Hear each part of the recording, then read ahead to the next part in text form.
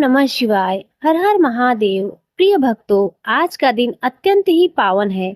आज श्रावण मास का तीसरा मंगलवार है। आज नाग पंचमी है, जब हम नाग देवताओं का पूजन कर अपने कुल संतान और घर की रक्षा का आशीर्वाद मांगते हैं और नाग देवताओं से सर्प दोष निवारण और परिवार की सुरक्षा की प्रार्थना करते हैं। तो इस विशेष योग पर आज हम आपको सुनाने जा रहे हैं नाग पंचमी व्रत की रहस्यमयी कथाएं। तो प्रिय भक्तों, आइए सुनते हैं इस पावन और पवित्र कथा को। नाग पंचमी की प्राचीन कथा के अनुसार प्राचीन काल में एक सेठ जी के 7 पुत्र थे। सातों का विवाह हो चुका था। सबसे छोटे पुत्र की पत्नी श्रेष्ठ चरित्र की विदुषी और अत्यंत सुशील थी, किंतु उसका कोई भाई नहीं था, इसलिए उसका अपने मायके भी जाना नहीं हो पाता था। एक दिन बड़ी बहू ने घर लीपने को पीली मिट्टी लाने के लिए सभी बहुओं को साथ चलने को कहा, तो सभी टोकरी और खुरपी लेकर मिट्टी खोदने चलने लगी। जब वो मिट्टी खोद रही थी, तभी वहां एक सर्प निकला, जिसे बड़ी बहू खुरपी से मारने लगी। यह देखकर छोटी बहू ने उसे रोकते हुए कहा, दीदी, इसे मत मारो, यह बेचारा तो निरपराध है। यह सुनकर बड़ी बहू ने उसे नहीं मारा। तब सर्प एक और जा बैठा और फिर छोटी बहू ने उससे कहा, हम अभी लौटकर आती हैं, तुम यहाँ से कहीं मत जाना। ऐसा कहकर वह सबके साथ मिट्टी लेकर घर चली गई और फिर वहाँ काम काज में फंसकर सर्प को जो वचन दिया था उसे भूल गई। दूसरे दिन जब वह बात उसे याद आई तो सबको साथ लेकर एक बार फिर वहाँ पहुंची और क्या देखती है कि सर्प तो अभी भी उसी जगह बैठा है जहाँ उसे वह कल छोड़कर गई थी। यह देखकर बोली, सर्प भैया नमस्कार। तो सर्प कहने लगा, तू भैया कह चुकी है ना, इसलिए तुझे छोड़ देता हूँ, नहीं तो झूठी बात कहने के कारण मैं तुझे अभी डस लेता। तब वह बोली, भैया मुझसे भूल हो गई, मुझे क्षमा कर दो। सर्प बोला, अच्छा ठीक है, तू आज से मेरी बहन हुई और मैं तेरा भाई, अब तुझे जो मांगना हो तू मांग ले। तब वह बोली, मेरा कोई भाई नहीं है, अच्छा हुआ जो तुम मेरे भाई बन गए।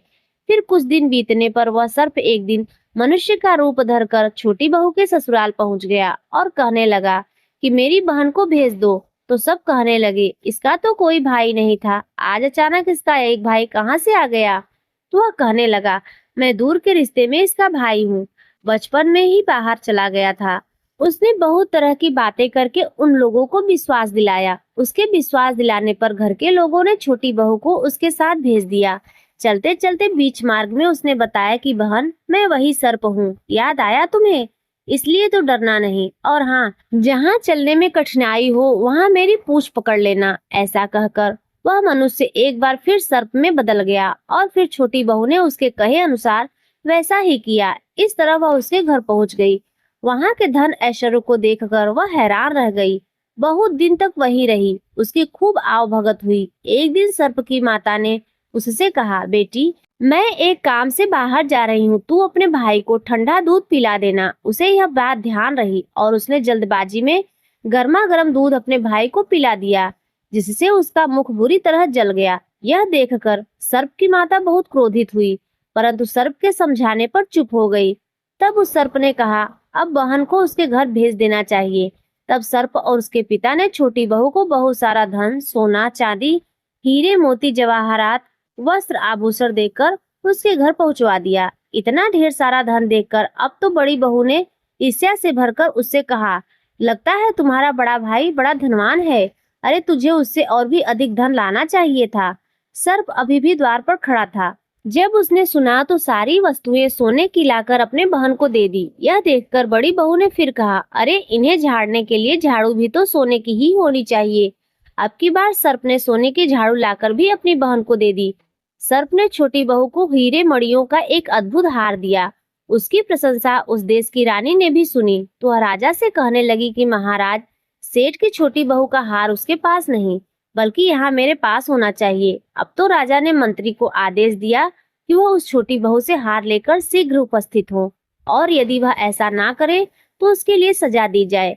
महाराज का आदेश था तो मंत्री को तो मानना ही था। मंत्री ने सेठ जी के घर जाकर कहा, सेठ जी, महारानी जो छोटी बहू का हार पहनना चाहती है, अपनी बहू से हार लेकर मुझे दे दो। सेठ जी ने मारे डर के छोटी बहू से हार मंगाकर मंत्री को दे दिया। यह बात छोटी बहू को इस बार बहुत बुरी लगी। उसने अपने सर्प भाई को याद किया और उसे घर आने के लिए प्रार्थना करने लगी कि भैया, रानी ने मेरा हार छीन लिया है, तुम कुछ ऐसा करो कि जब वह हार उसके गले में रहे तब तक के लिए सर्प बन जाए, और जब मुझे वापस कर दे तो वही हार हीरे और मणियों का हो जाए। सर्प ने ठीक वैसा ही किया। इधर राजमहल में जैसे ही रानी ने वह हार पहना तो वह सर्प का हार बन गया। यह देखकर रानी मारे डर के चीख पड़ी और रोने लगी। यह सब देखकर राजा ने सेठ जी के पास खबर भिजवाई कि छोटी बहू को तुरंत भेजो। सेठ जी डर गए कि अब तो राजा ना जाने क्या करेगा। वह स्वयं अपनी बहू को साथ लेकर राजमहल में उपस्थित हो गए।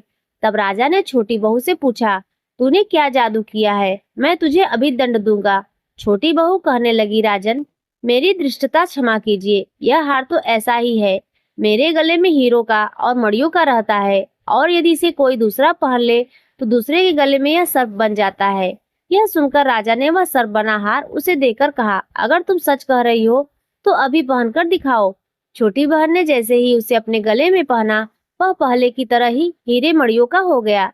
यह देखकर राजा को छोटी बहू की बात पर विश्वास हो गया, और फिर उसने प्रसन्न होकर छोटी बहू को पुरस्कार रूप में और भी बहुत सारी मुद्राएं दी। और फिर छोटी बहू प्रसन्नता के साथ अपने हार और अन्य बहुमूल्य वस्तुओं के साथ लेकर अपने घर लौट आई। उसके धन को देखकर बड़ी बहू ईर्ष्या के कारण उसके पति को सिखा दिया कि देखो, छोटी बहू के पास कहीं से धन आया है। यह सुनकर उसके पति ने एक दिन अपनी पत्नी को बुलाकर डांटते हुए कहा, ठीक ठीक बता दे, यह धन तुझे कौन देता है?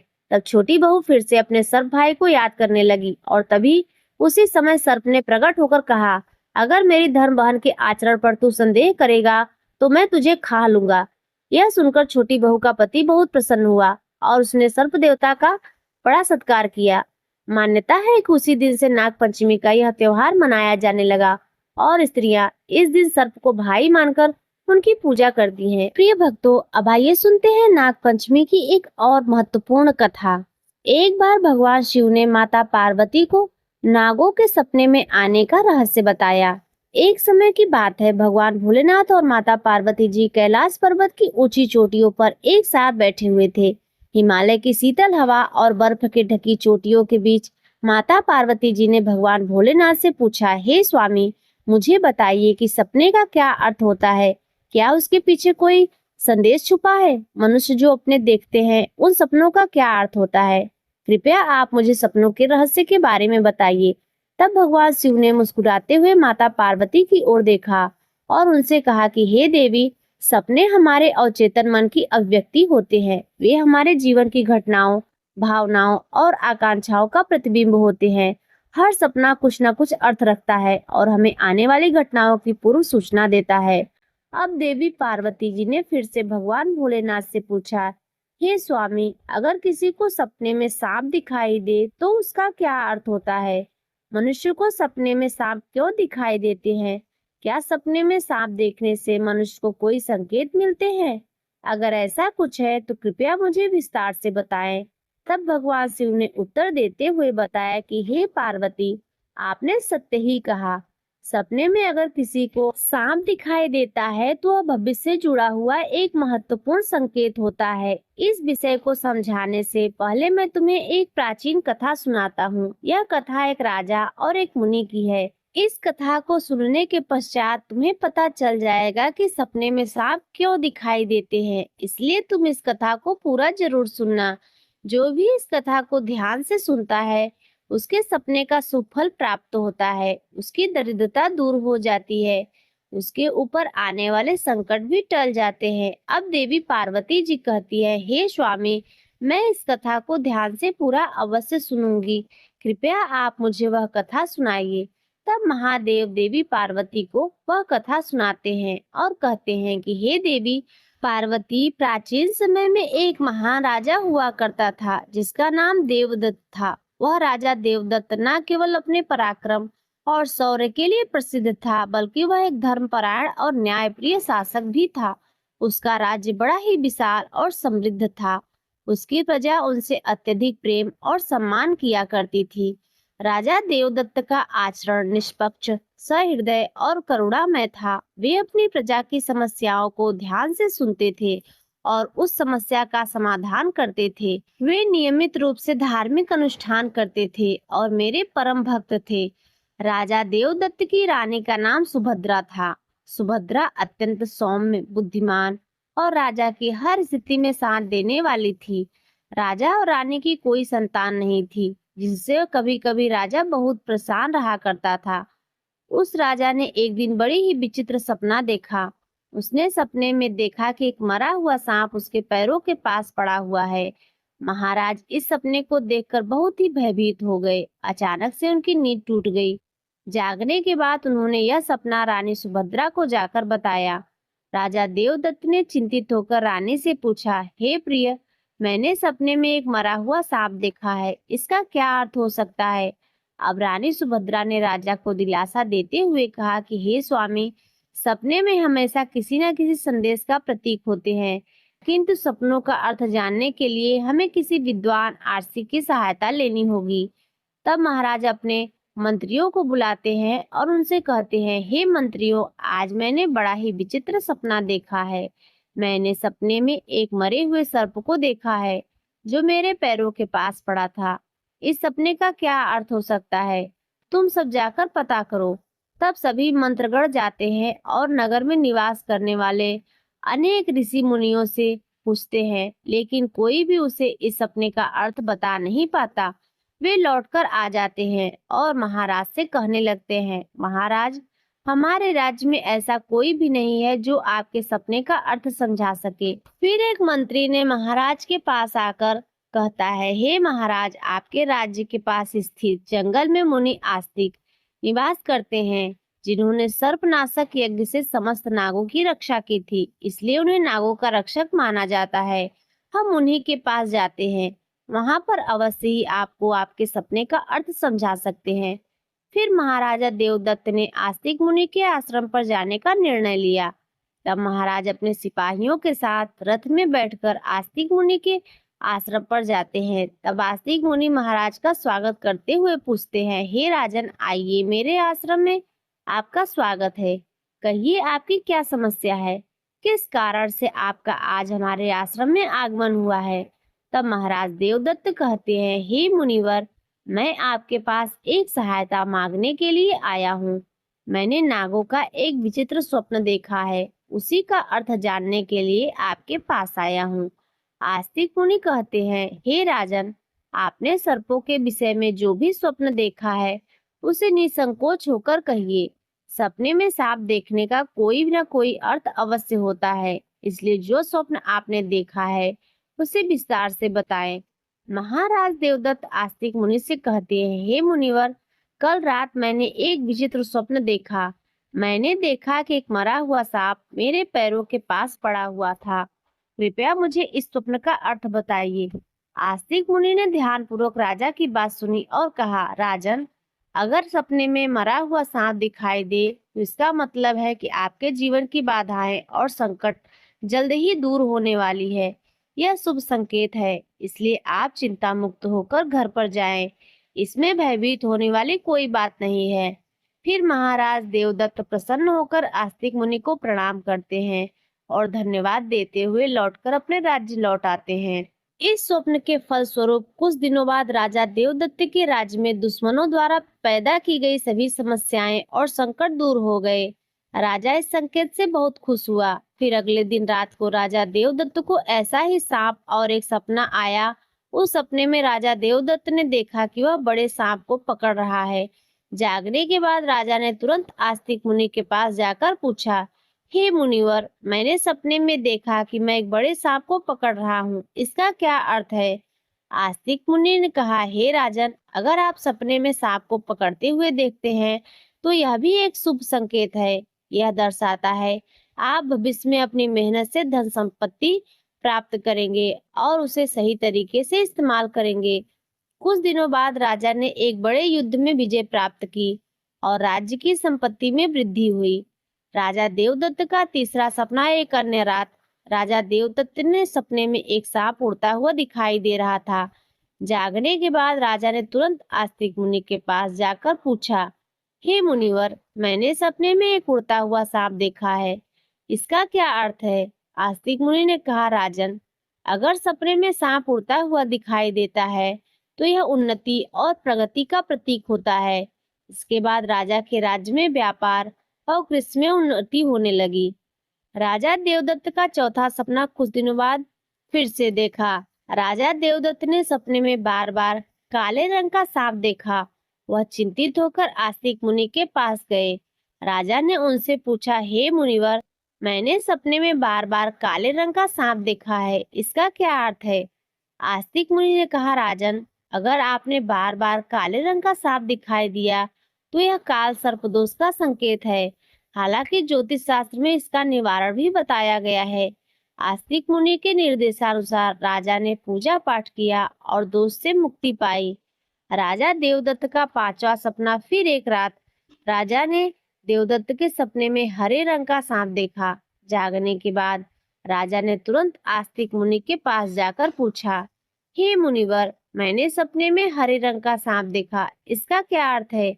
आस्तिक मुनि ने कहा, राजन, अगर सपने में हरे रंग का सांप दिखाई दे तो यह शुभ संकेत है। यह निकट भविष्य में आपके साथ घटने वाली किसी अच्छी घटना की ओर इशारा करता है। इसके बाद राजा के राज्य में अच्छी फसल हुई। प्रजा बहुत खुशहाल हो गई। राजा देवदत्त का छठवां सपना। एक अन्य रात राजा देवदत्त ने सपने में सफेद रंग का सांप देखा।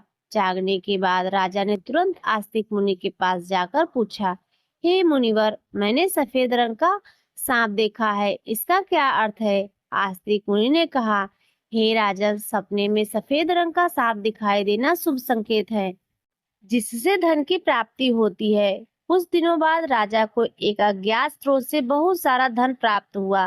राजा देवदत्त का सातवां सपना। एक रात राजा देवदत्त ने सपने में देखा कि एक सांप डरकर भाग रहा है।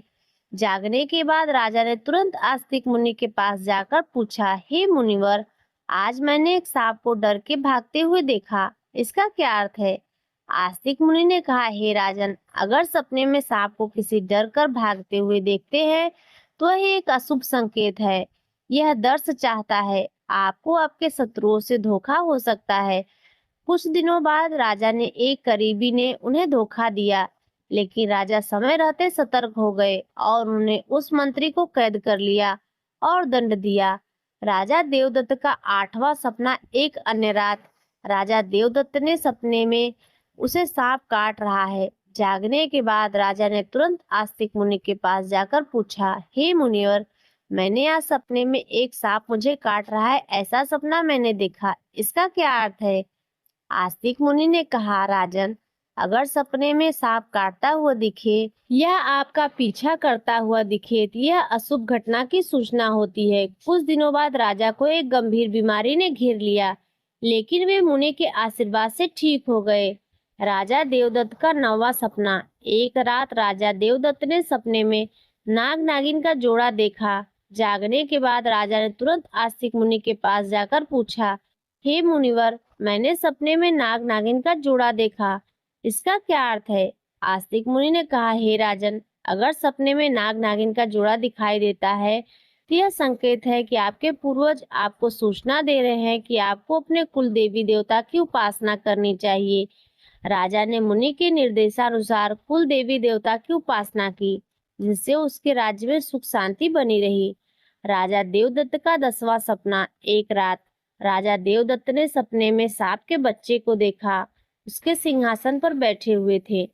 जागने के बाद राजा ने तुरंत आस्तिक मुनि के पास जाकर पूछा, हे मुनिवर, मैंने सपने में देखा कि सांप के बच्चे मेरे सिंहासन पर बैठे हुए हैं, इसका क्या अर्थ है?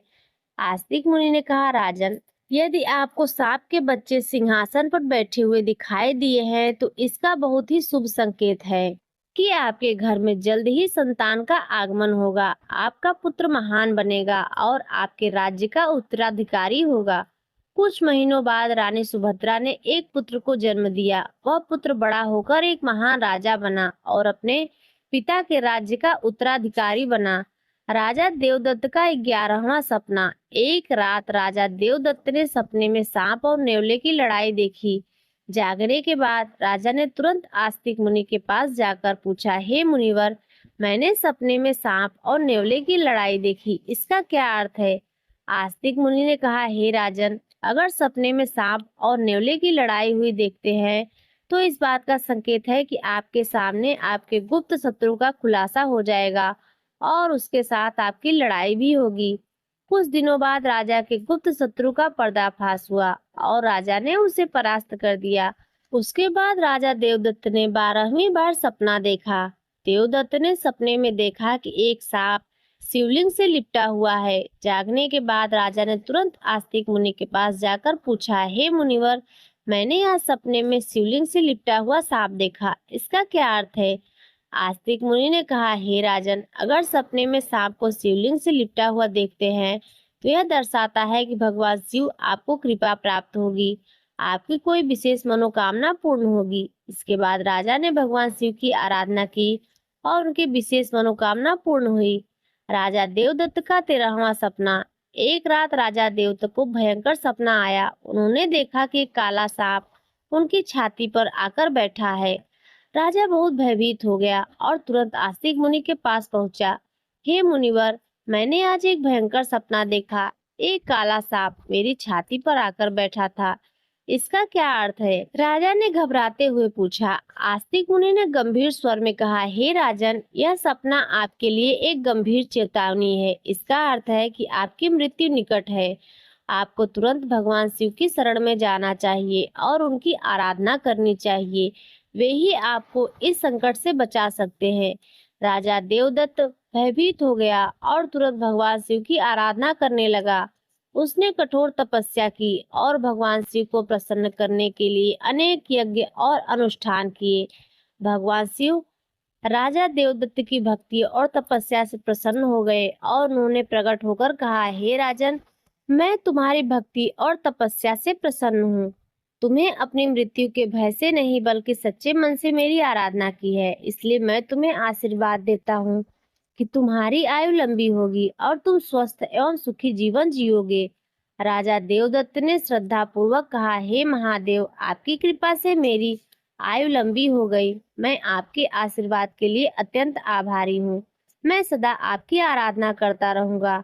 भगवान शिव ने राजा को आशीर्वाद दिया और उनकी मृत्यु का संकट टल गया। राजा देवदत्त ने लंबे समय तक अपने राज्य में सुख और शांति से शासन किया। कथा सुनने के बाद देवी पार्वती ने कहा, हे स्वामी, यह कथा अत्यंत रोचक और शिक्षाप्रद थी। अब मुझे समझ में आ गया कि सपने का क्या महत्व होता है और वे हमारे जीवन को किस प्रकार प्रभावित करते हैं। तब भगवान शिव ने मुस्कुराते हुए कहा, हे पार्वती, सपने हमारे अवचेतन मन की गहराइयों से जोड़ते हैं और हमें महत्वपूर्ण संदेश देते हैं। हमें उन्हें समझने और उन्हें सीखने की कोशिश करनी चाहिए। हे पार्वती, राजा देवदत्त के सपने में यह सिद्ध कर दिया कि हर सपना एक संदेश लेकर आता है। यदि सपने में मरा हुआ सांप आता है तो यह सपना जीवन की बाधा और संकटों के समाप्त होने का संकेत देता है।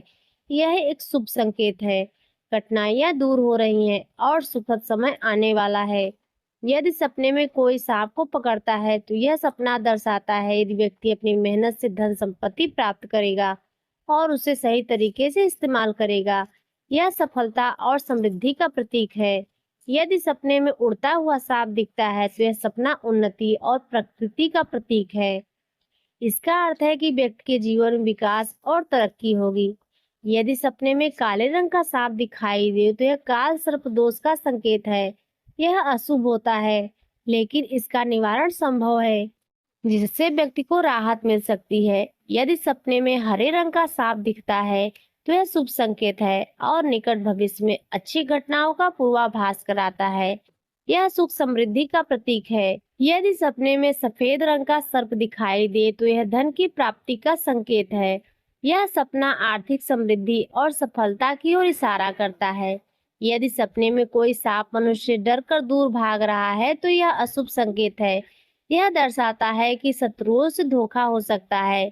सावधान रहने की आवश्यकता है। यदि सपने में किसी मनुष्य को सांप काटता है तो यह किसी अशुभ घटना की सूचना होती है, जो व्यक्ति के स्वास्थ्य या सुरक्षा के लिए खतरा हो सकता है। यदि सपने में नाग नागिन का जोड़ा दिखाई देता है तो यह संकेत है कि पूर्वजों की ओर से सूचना मिल रही है कि कुल देवी देवता की उपासना करनी चाहिए, जिससे कुल में सुख शांति बनी रहे।